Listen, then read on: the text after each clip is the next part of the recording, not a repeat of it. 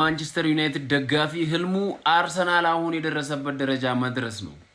ይሄን ሰምተነው እንዴት አንድ የማንቸስተር ዩናይትድ ደጋፊ ህልሙ አሁን ላይ አርሰናል ያለበት ደረጃ ላይ መድረስ ሊሆን ይችላል?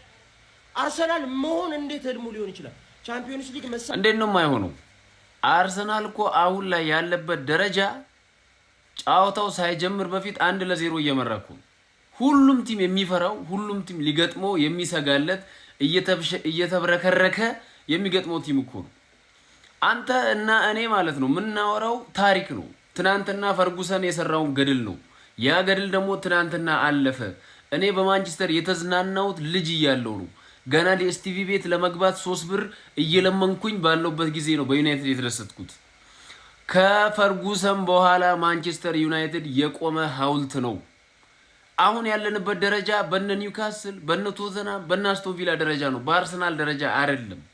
የዩናይትድ አይደለም ደጋፊው፣ የቲሙ ቦርድ ዋናው ባለሀብቱ አሁን አርሰናል ያለበት ደረጃ ላይ መድረስ ነው። ቻምፒየንስ ሊግ አለ። አዎ ድሮ ነው፣ ድሮ ነው። በነ ሮናልዶ በነ ጊክስ ዘመን ነው ያለው። አሁን ቻምፒየንስ ሊግ አይተናል። ነፍስ ካወቀን በኋላ አይተናል? አላየንም። አሁን እኮ የምንፋለመው ቶፕ 4 ለመግባት አርሰናል እየተፋለመበት ያለው የቻምፒየንስ ሊግ ዋንጫ ላይ እኛ ለመሳተፍ እኮ ነው የምንፋለመው። ከእውነት ጋር እንቁም ከተባለ ሀቁ ይሄ ነው።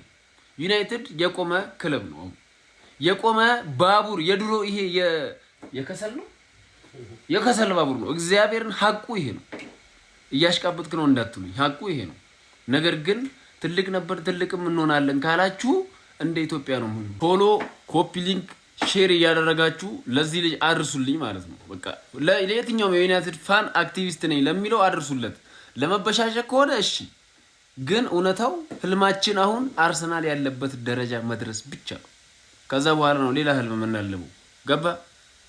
ይመች